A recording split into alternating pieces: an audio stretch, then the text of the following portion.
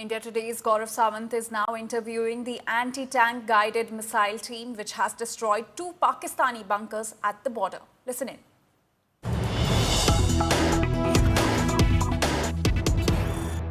Operation Sindoor में अदम्य साहस और वीरता के एक नहीं कई उदाहरण सामने आए हैं। एक इस तरह की रिपोर्ट के बारे में बता रहा हूं जिस तरह से सेना ने दुश्मन की भारी गोलीबारी के बीच, गोलीबारी नहीं गोलाबारी के बीच दुश्मन के एक बहुत महत्वपूर्ण पोस्ट को तबाह किया और इस्तेमाल का हथियार ये एंटी टैंक गाइडेड मिसाइल। मेरे साथ एक पंजाब रेजिमेंट की एक कंपनी कमांडर हैं। सर, किस तरह से गोलाबारी के बीचों बीच इस जगह जहां हम खड़े हैं आपने दुश्मन के एक पोस्ट को तबाह किया, कैसे किया? 9 तारीख की रात को लगभग 8:30 बजे हमारे ऊपर दुश्मन का HMG 120 mm motor fire start हो गया।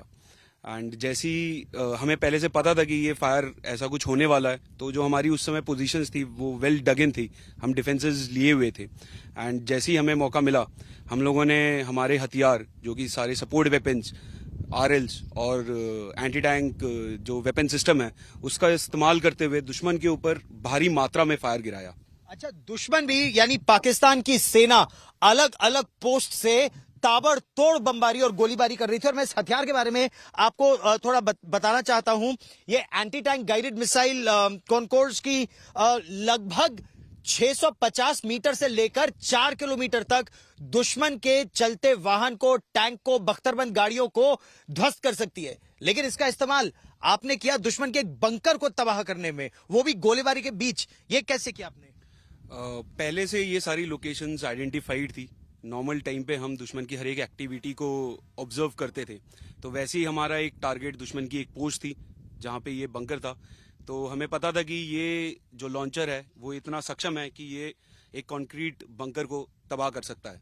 तो हमने इमीडिएटली मैंने जो लॉन्चर डेट कमांडर है उसको आदेश दिए कि सामने जो बंकर है उसको तबाह करें। तो लगभग 2 या 3 मिसाइलों के बाद we were able to hit that bunker. ये हथियार जिस तरह से चलता है वो बहुत अचूक इसकी मार तो है, लेकिन इसका जो वायर सिस्टम है, इसको जो मिसाइल को गाइड करना होता है वो क्रॉसहेयर को लगातार उस टारगेट पर पेंट करना होता है फायरर को। तो वो कितना जोखिम भरा है जब तोप के गोले या मोटर के गोले आप पर गिर रहे हैं? जब आप जैसे ही फायरर इस लॉन्चर से मिसाइल को फायर करता है उसके बाद जब तक मिसाइल उस टारगेट को हिट ना कर दे, फायरर अपनी पोजीशन को छोड़ नहीं सकता, क्योंकि जो भी उस मिसाइल को करेक्शन मिलती है वो फायरर द्वारा दी जाती है। तो उस समय जो फायर हो रहा था उस समय फायरर का इस लॉन्चर के साथ बैठना उतना बहुत ज्यादा जोखिम भरा था, बिकॉज कोई भी एक शेल आके फायरर को क्षति पहुंचा सकता था। लेकिन स्टिल हमारे जवानों ने बहादुरी दिखाई और वो साहस दिखाया जिसकी वजह से जो हमारा टारगेट था उसको हम अचीव करने में कामयाब रहे और दुश्मन को इतनी ज्यादा क्षति पहुंचाई कि बाद में हमें पता लगा कि दुश्मन अपनी पोस्ट छोड़ के भाग चुका है। यह है वो अदम्य साहस, वो वीरता कि दुश्मन के गोले गिर रहे हैं लेकिन उसके बीचों बीच जो डेट है, जो टीम है, वो फायर, एक बार जब आदेश मिल गया कि आपको वो बंकर उड़ाना है और उसका वो एयर डिफेंस बंकर बहुत महत्वपूर्ण, उसका वो एक कंक्रीट बंकर था जिसके अंदर से वो सर्विलेंस करता था, वेल स्टैब्लिश्ड और काफी मजबूत था। तो उस बंकर को गिराना इतना आसान नहीं था, but yes, this launcher played a very important role in causing damage to that bunker. मतलब जो पंजाब के लड़के हैं उन्होंने कहा हम एक बार आदेश मिल गया तो चक दे फट्टे। पंजाब में एक कहावत है कि तू ही दसो अप्पा कर दांगे, तो वही किया इन्होंने कि हमें बताया और इन्होंने कर दिया।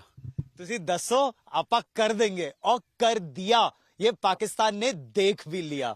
यही ऑपरेशन सिंदूर के बाद जो न्यू नॉर्मल है ना, जब भारत की सेना एक बार ऑल क्लियर मिल गया कि करना है तो करना है, तो करके दिखा दिया, चाहे उसके पोस्ट को तबाह करना हो या एयर बेसिस को।